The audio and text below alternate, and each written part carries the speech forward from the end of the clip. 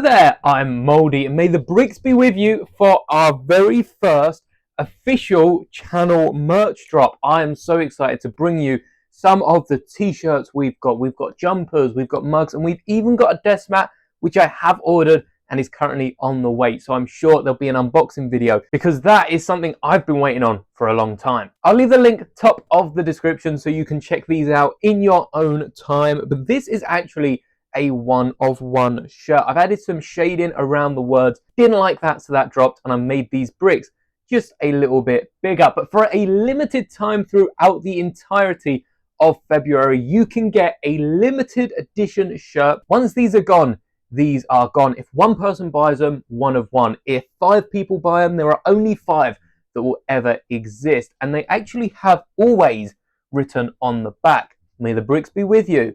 Always. For those of you that have always been around and supported the merch from the very beginning. No extra price compared to the other versions, but they do only come in green because, well, that's the one that I got for myself.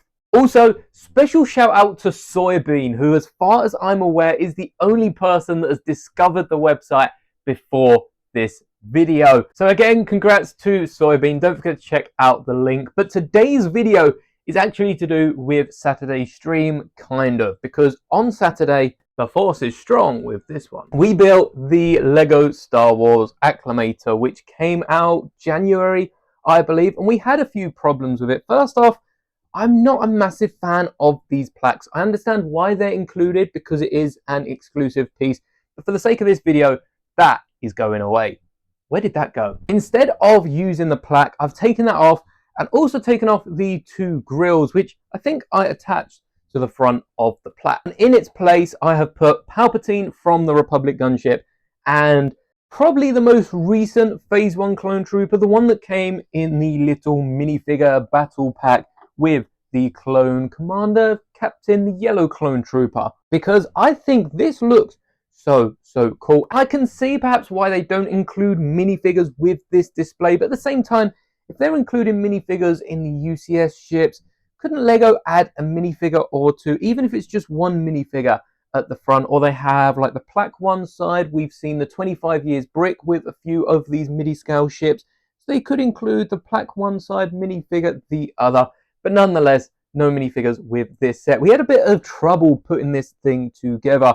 I think I do have a few weakened ingots, but they've actually managed to stay down because I fixed the problem with the wing. Saturday, we could not put these wings together to save our lives. The bricks kept falling off underneath, and as you can see, I've got all the bricks on, and that is because I had made probably the biggest mistake on that stream was the fact that I had the wrong Technic pieces. We are forever learning about Technic here on the channel, and Saturday night I realized that each of these Technic axle connectors have different numbers for different angles. I assumed there were only 4 types, so I had what I assumed to be 2 types in here and 2 types in another drawer, making it easy to pick between the 2.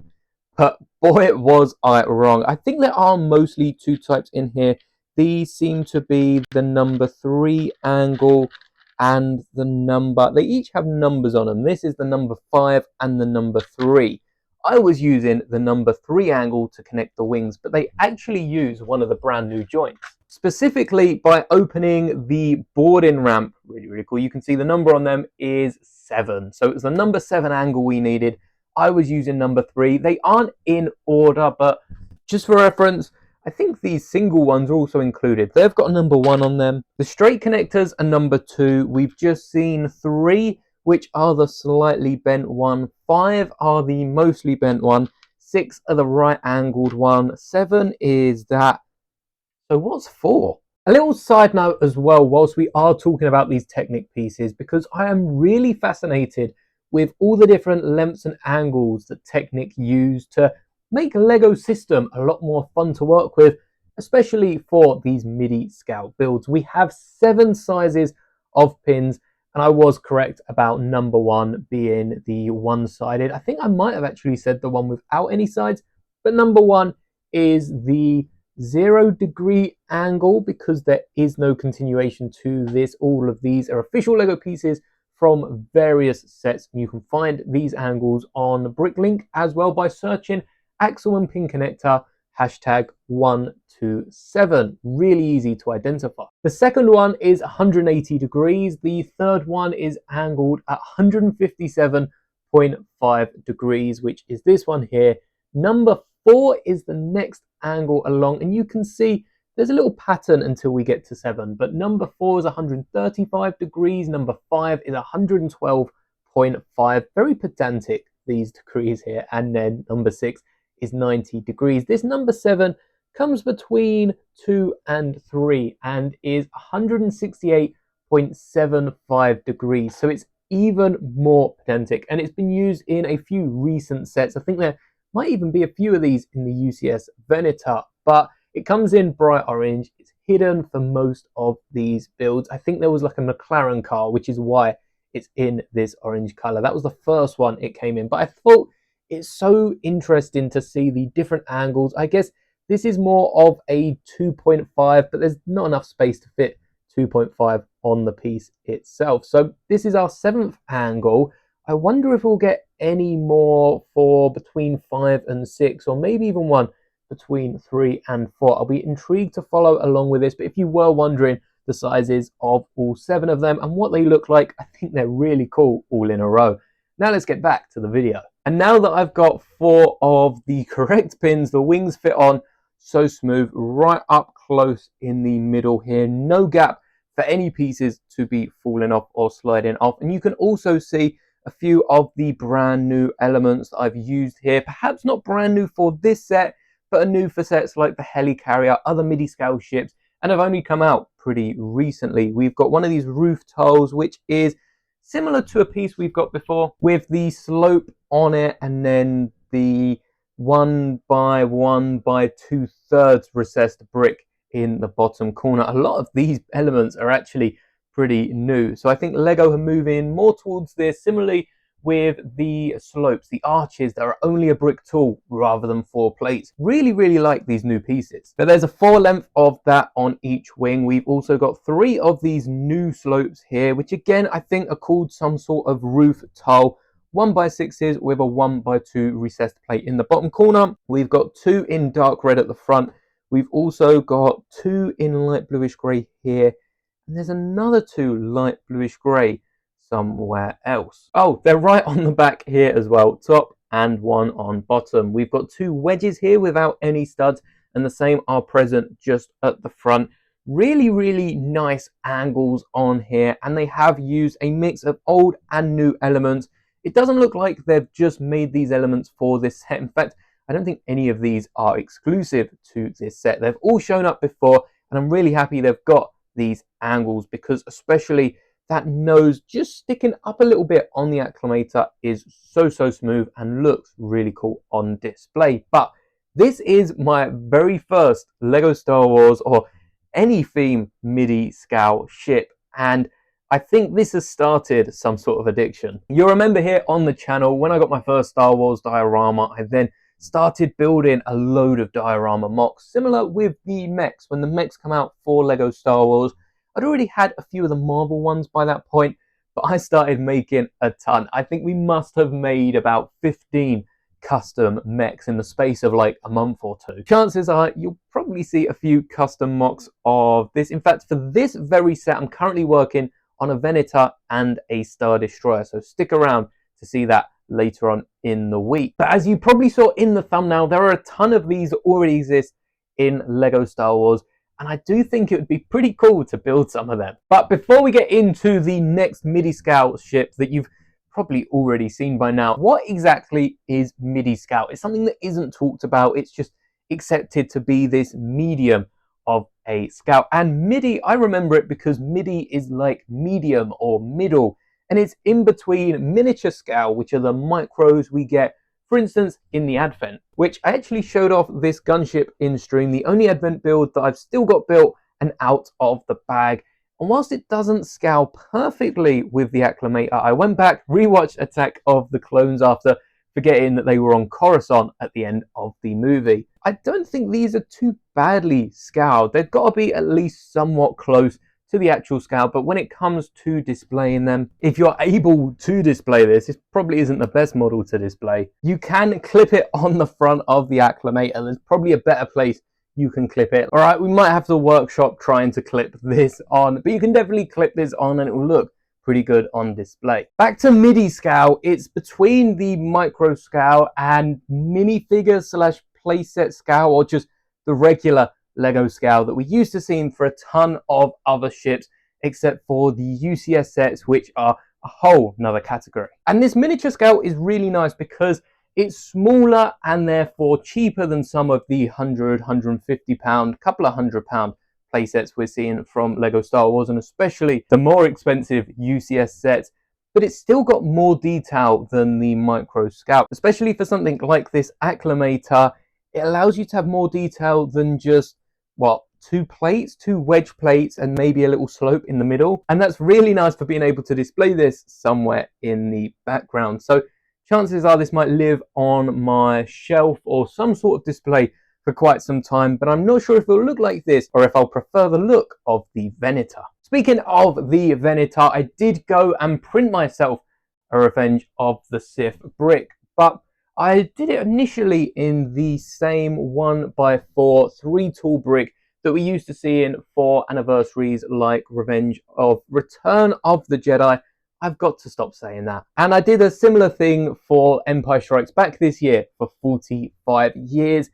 And I've got to say, the logo that Star Wars have put out, this isn't Lego Star Wars specific, but I really like the Star Wars one, doesn't really work on a 1x4 brick, and instead looks much better on a 1x2 3-tool brick, which actually there's 2 of in this set, and I'm sure probably 2 in every other Midi scale ship for that matter. Because of how thin the logo is, it does fit perfectly on this.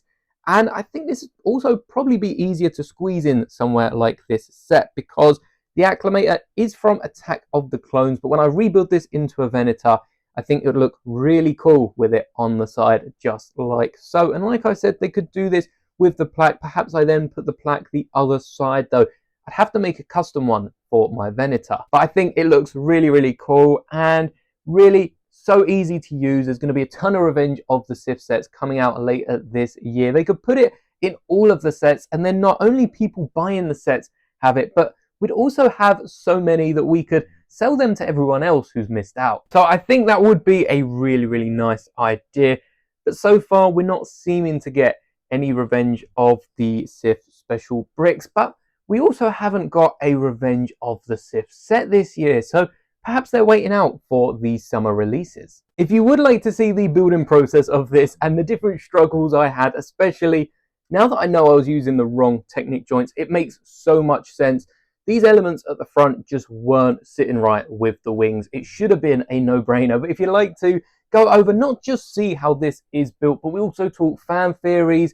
There's a lot of Star Wars what-ifs that have started popping up. So I feel like that's going to be a recurring theme. And there's so much fun to be had in these Saturday live streams. Even if you don't want to go back and watch the rest, definitely drop in Saturday, see what it's like, and I bet you'll have loads of fun. We've built the Acclamator. Now what is next? Well, there's a few different ships that I'm looking at, but I think if I am going to build this into the Venator, and I'm really liking how the Venator's coming along, so I probably will be keeping it built as the Venator.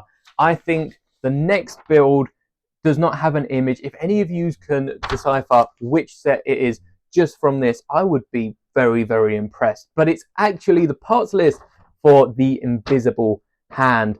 We had a few missing parts last week and the week before with rebuilding sets rather than building them straight out of the box. So this time I am taking every precaution and I'm going to be marking off all the bricks as we fill them out. But that's right, Saturday at 7 p.m. UK time, I will be going live building the Invisible Hand to go alongside my hopefully built by then custom Venator mock, so you don't want to miss out on that. And the reason I'm not buying this, I did actually look at buying this, and it's a topic I'm probably going to cover later on this week, because here in the UK it's exclusive to a shop called The Entertainer, which is quite a decent toy store. It's probably second to Smith's, but this set is already retired 8 months after the set come out. It retired at Christmas, so it was a few months ago, but it come out March last year, and it's already retired. I think that is absolutely crazy. We had a similar problem with the snub fighter. So like I say, this is going to be a topic I'm going to dive into in another video, probably later on this week. Stick around for that. But if you do want to watch me build and hopefully struggle a lot less with building the invisible hand, it seems to be an easier build, few less pieces, but there's probably just as many steps in the instructions. And definitely head over to the live tab and you can get YouTube to notify you when I am live. But like I said, 7 p.m. UK time, and a quick Google will tell you where that is, where you are. If you too would like to part out some Lego sets, I recommend Brick Owl, not sponsored or any affiliation. I don't even have a store over on Brick Owl that I could plug, but I recommend Brick Owl above the rest because I've had a few problems with Bricklink and Brickset not having the parts in stock. Brickset can only use parts available over on Bricklink, and the parts don't get updated anywhere near as quickly as they do over on Brick Owl. So going forward, I'm going to use the parts from Brick Owl, and we'll see if we run into any troubles in the next couple of weeks. But thank you so much for making it to the end of the video. Again, check out the merch, top link of the description. I hope you enjoy. If you've got anything else you'd like to see over in the merch store, please do let me know, and I'll be sure to add it as quickly as I can. But that's all for today. May the bricks be with you always.